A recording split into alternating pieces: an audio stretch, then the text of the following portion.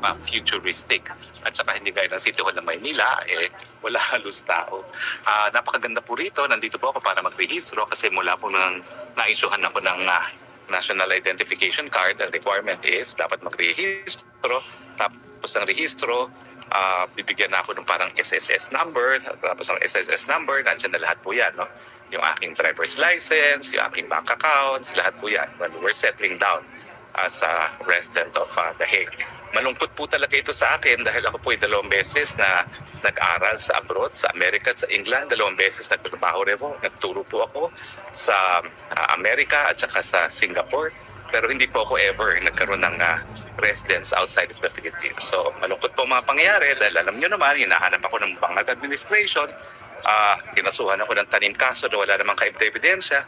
Pero wala po tayong magagawa. No? Sa panandalian, kinakailangan manirahan tayo bilang isang asylum seeker dito sa Netherlands. Pero patuloy pa rin naman po ang ating paglilingkod.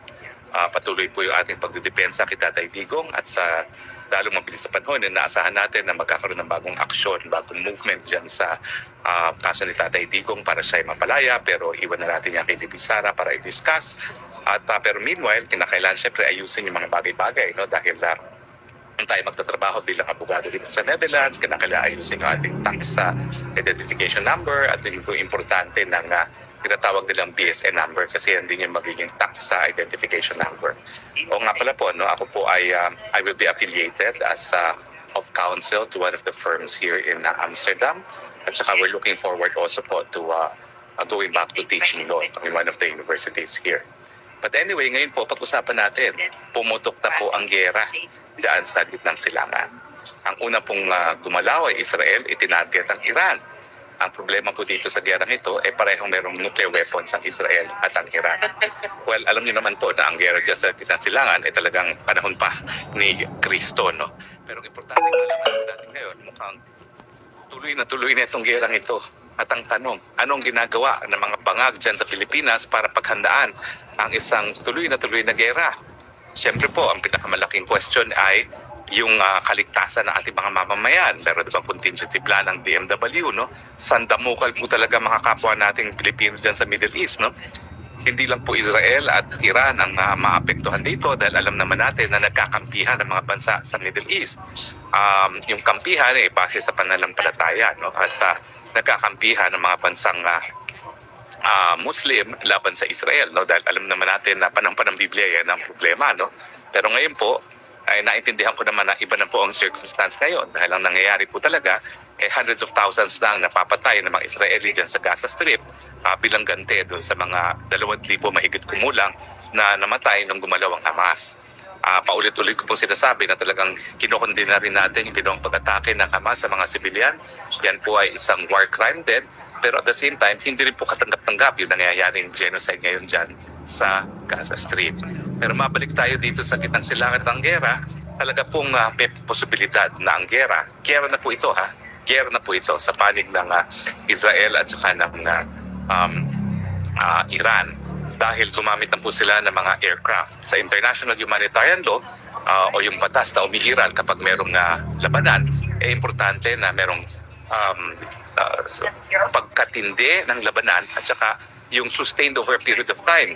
Pero ang exception po na kinakailangan yung labanan is sustained over a period of time is kapag gumagamit po ng Air Force. Kasi Air Force, yan po ay talagang ibig sabihin, hindi na kinakailangan maging sustained o matagalan pa yung labanan dahil meron ng sufficient intensity kapag gumamit na ng Air Force at nagbombahan na. At yan naman pong nangyayari ngayon dito sa Iran at saka sa Israel. So make no mistake about it. Hindi lang po ito girian. This is a full-blown war. Now, ang iniiwasan sana ay yung maging mas malawak pang labanan. Pero ngayon, nagsalita na yung mga Arabong bansa na nakapaligid sa Iran. No? At pati si President Trump ay nagsabi na dapat ang Israel ay bumalik sa negotiating table at makipag-usap. Pero itong pagkakataon pong ito, ang nauna na gumamit ang dahas ay Israel. No? Tinarget ang Iran at ang kanilang sinasabi that's preventive self-defense. No? Pero sa larangan po na international law, wala pong preventive self-defense.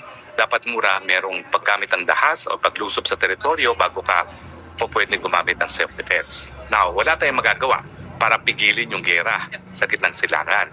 At bukod pa dun sa kaligtasan ng ating mga mamamayan na nagtatrabaho lang naman sa Middle East na kinakailangan paghandaan para iuwi, naku, mas malaking problema po. Kapag talaga nagkaroon ng malawakang gera dyan sa pagitan ng silangan, alam nyo naman po, 90% ng ating ginagamit na petrolyo ay galing sa Middle East. Ito na naman po yung sinasabi ko, paulit-ulit na ako na parang silang plaka. Kinakailangan talaga mag-angkat tayo sa mga iba't iba pang mga lugar bukod sa gitang silangan. Dahil pag nagkaroon ng ganitong aberya na gera, saan na tayo kukuha ng ating langis? At kapag wala tayong langis, titigil po ang lahat. Pati po mga magsasaka, mawawalan ng gasolina para patakbuhin ang kanilang mga traktor o sabihin na natin meron pa silang kalabaw, saan naman nila isasakay ang kanilang ani papunta ng merkado, no, kung wala tong gasolina yung mga sasakyan. So ngayon pa lang po, dapat magkumahog na ang ating bansang Pilipinas, kung hindi nga lang addictus benedictus sila ng mga namumuro dyan, para kumuha ng alternatibong supply ng langis. Ano po yung alternatibo? Russia. Pinakamalaki pong alternatibo, Russia. Believe it or not, Amerika din. O pwede rin tayong mag-angkat sa Amerika. Siyempre, mas mahal ang transportasyon. Anong gusto natin? Tumigil ang lahat ng kabuhayan sa Pilipinas dahil wala sa gasolina, dahil mahal yung transportation cost. Siyempre, unang-una, mamahal talaga ang presyo ng petrolyo habang pumuputok ang digmaan dyan sa gitnang silangan. Pero at the same time, kinakailangan meron tayong pagpupunan miski mahal.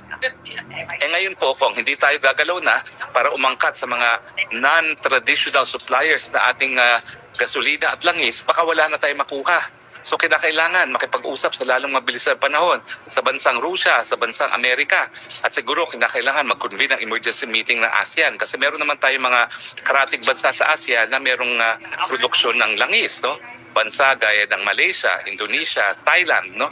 Kinakailangan talaga magkaroon na tayo ng agreement, no, na sa darating na delubyo dito sa gitnang silangan, bibigyan tayo ng prioridad nitong ating mga karatig bansa, ating mga kapitbahay, mga kapatid sa ASEAN, pagdating dito sa kinakailangan nating supply ng gasolina at ng petrolyo. So bukod pa dun sa supply, kinakailangan talaga imbakan. Hindi tayo naghanda rito eh. Matagal ko nang sinasabi na dapat magkaroon tayo ng imbakan kasi tayo naman ay dapat nagkaroon tayo ng strategic reserve para nga sa mga pangyayari na hindi inaasahan gaya ng putukan ng gera dyan sa gitnang silangan. So ewan ko kung gaano katagal talaga na bumuo ng ganyang mga imbakan, pero better late than ever, no? Kinakailangan talaga tignan natin kung saan natin po pwedeng i-imbak yung mga aangkating natin mga langis, dahil ang katunayan ngayon pahirapan ngayon na magiging supply dahil yung mga traditional sources ng langis at ng petrolyo hindi na nga makapagpo-produce dahil sa gera. Hindi lang yan po ang dapat paghandaan, no? Kapag kasi naapektuhan at tumaas ang presyo nga ng langis at ng petrolyo, siyempre ang presyo ng lahat tataas. Pagkain na naman ang problema. Asahan natin na although kalahati na ng Pilipinong naggugutom, mas marami pang magugutom. Bakit? Dahil mas mahal na naman ang presyo ng petrolyo.